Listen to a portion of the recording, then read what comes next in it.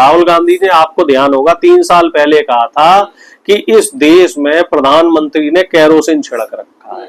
और वो केरोसिन कौन सा है? जाति के नाम पर भेदभाव का, धर्म के नाम पर भेदभाव का, संप्रदाय के नाम पे भेदभाव का, गोरे काले के नाम पे भेदभाव का, हिंदू मुस्लिम के नाम पर, अमीर गरीब के नाम पर। और उस भेदभाव की जो सांप्रदायिकता है वो इस कदर बढ़ चुकी है, ये पूरे विश्व को पता लग गया है कि हमारे यहाँ रेसिज्म, कास्टिज्म और धर्म के नाम पर जो भेदभाव है वो चरम पे फैला हुआ है। और इसी की राजनीतिक रोटियां बीजेपी सेक रही है और इसी नफरत की आग में देश की जनता को पिछले 11 सालों से जला रही है। जो व्यापारी वर्ग है, तो व्यापारी वर्ग में सारे के सारे वही लोग हैं, वही लोग मीडिया में हैं, वही लोग बिजनेस में हैं, वही लोग जुडिशरी में हैं, वही लोग ब्यूरोक्रेसी में हैं, सारे के सारे वही हैं। इस बात को तो राहुल गांधी ने बोल दिया तो राहुल गांधी निंदा के पात्र हो गए।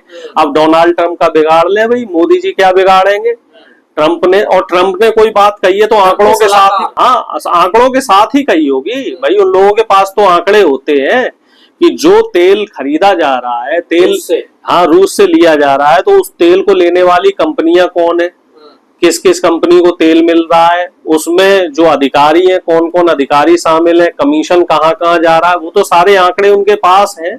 और वो आंकड़ों पे ही बोल रहे हैं कि कैसे बहुजनों का पैसा लेकर ये ब्राह्मणवादी व्यवस्था, ये जो मनवादी व्यवस्था है, ये पनप रही है, ये फल फूल रही है। तो अडानी अंबानी कंपनी खरीदती है, ये ब्राह्मण कहाँ है सर? ये गलत फहमी तो नहीं होगी भाई? उनके लोग तो ब्राह्मण हैं सारे के सारे। वे राजा ही तो चलो बनिया है, राजा का मंत्री तो ब्राह्मण है।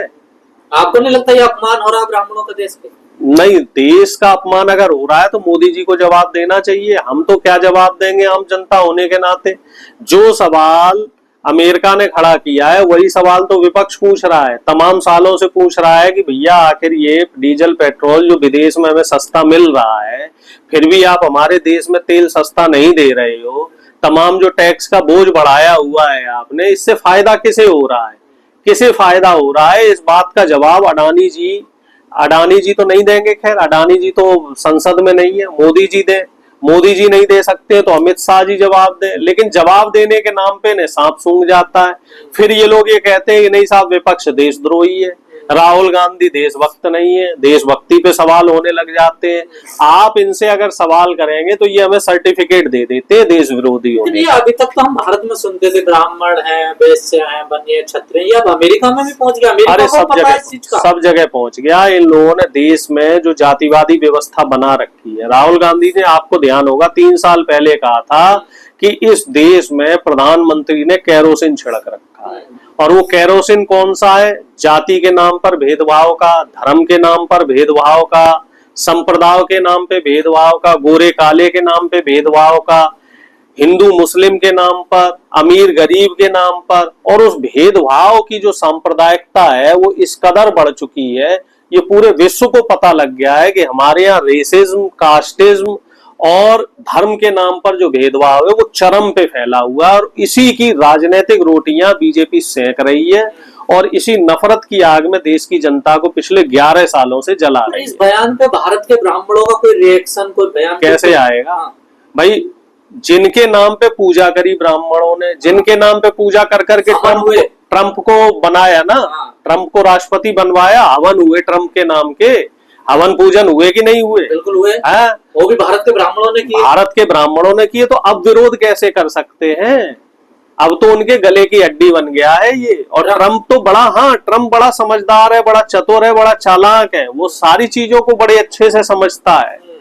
ट्रंप को सब कुछ पता है कि इनकी चाबी कहां से टाइट करनी है, इनकी चूड़ी कहां से हिलानी है। अब आप देख लीजिए, वो टैरिफ पे टैरिफ बढ़ा रहा है। वो 85 बार बोल चुका है कि अमेरिका ने मध्यस्थता करवाई सीज फायर करवाने में पाकिस्तान से। वो पाकिस्तान के प्रधानमंत्री की मंच पे तारीफ करता है। रूस पाकिस्तान को अपना अच्छा दोस्त बताता है। और जो चीन, जिसने हमारी 2000 किलोमीटर से ज्यादा की जो जमीन है वो कब्जा कर रखी है, उससे प्रधानमंत्री जाके गले मिल रहे हैं। हमें इनकी विदेश नीति नहीं समझ आ रही है कि जो अमेरिका हमारे साथ नहीं है, जो चीन हमारे साथ नहीं है, आखिर हम उनके पीछे क्यों भाग रहे हैं? पर ये आरोप तो अभी तक आप लोग लगाते थे कि ब्राह्मण ये करते थे, वो करते थे, हजारों साल की उनकी ये रहा वो रहा। अब ये आरोप नहीं है, ये सच्चाई है, ये सच्चाई है। आप समझ लीजिए पिछले 5 साल से इस देश की मनवादी और ब्राह्मणवादी व्यवस्था ने, इसमें कुछ अच्छे ब्राह्मण भी हैं, तो ये जो 90% गंदगी है, इसके चक्कर में जो बेचारे 10% अच्छे ब्राह्मण हैं उनको भी बुराई झेलनी पड़ती है। कुछ मेरे ब्राह्मण मित्र हैं, वो ये कहते हैं तुम यार सभी ब्राह्मणों को गालियां मत दिया करो, जिन्होंने गलत किया है उनको बोला करो। तो इसलिए मैं कह रहा हूं कि जो इस देश की ब्राह्मणवादी व्यवस्था है, जो मनवादी व्यवस्था है, और जो ये ढांचा बना है जातिवादी ढांचा, और इस जातिवादी ढांचा को बनाने वाले लोग कौन है, इस पे 5000 साल से शासन करने वाले लोग कौन है, इस वैमनस्यता को बढ़ाने वाले लोग कौन है, ब्राह्मण। जब 5000 साल की ये रिसर्च चल रही है, और ये जब रिसर्च हमारे देश में हो रही है तो विदेशों में रिसर्च नहीं होगी। हम भी तो विदेशों में रिसर्च लाते हैं निकाल के कि अमेरिका में गोले काले के नाम पे भेद होता था, लेकिन अब वहां रिजर्वेशन है और हर जगह उन्हें काले रखने पड़ते हैं। अफ्रीका में भी ऐसे ही इनको ऐसे ही करना पड़ता है, यूके में भी करना पड़ता है, ऑस्ट्रेलिया जैसे जो बड़े बड़े देश है वहां भी करना पड़ता है। लेकिन हमारे देश में रिजर्वेशन जैसी कोई व्यवस्था नहीं है, इस तरह का कोई सिस्टम नहीं है जिसे ईमानदारी से फॉलो किया जा सके।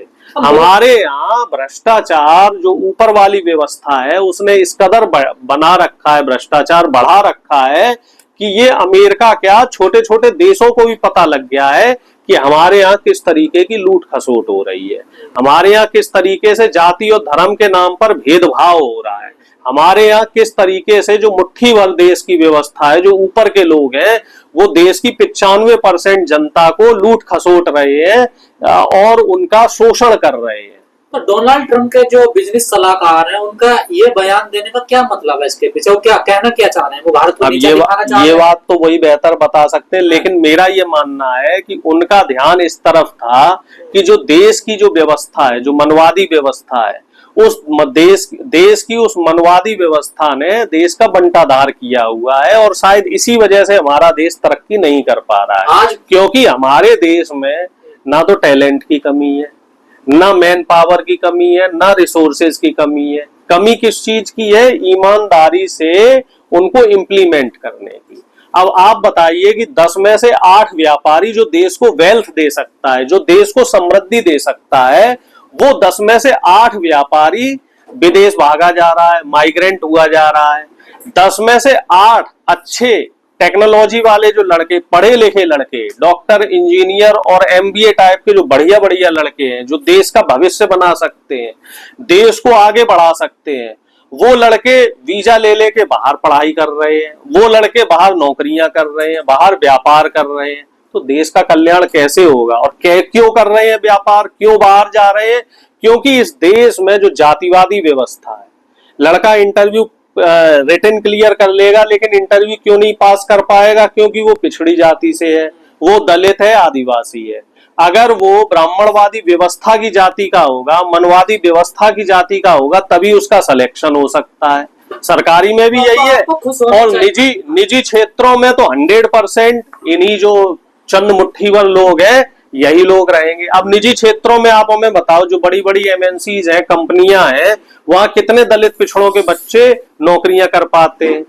वहां उनका सिलेक्शन ही नहीं होता क्योंकि बिना रेफरेंस के वहां लिया नहीं जाता, और सारी कंपनियां इन्हीं लोगों की हैं। दलित पिछड़ों आदिवासियों की कंपनियां ही नहीं है। और आप कह रहे हो खुश होने वाली बात, अगर हमारी विदेश पटल पे बेइज्जती हो रही है तो ये कोई खुश होने वाला प्रश्न थोड़ा ही है। ये तो लज्जा का विषय है, और इसमें तो प्रधानमंत्री को भी लज्जित होना चाहिए। लेकिन प्रधानमंत्री तो हमारा ऐसा है कि उसके ऊपर तो इन चीजों का फर्क ही नहीं पड़ता, फोटो आनी चाहिए।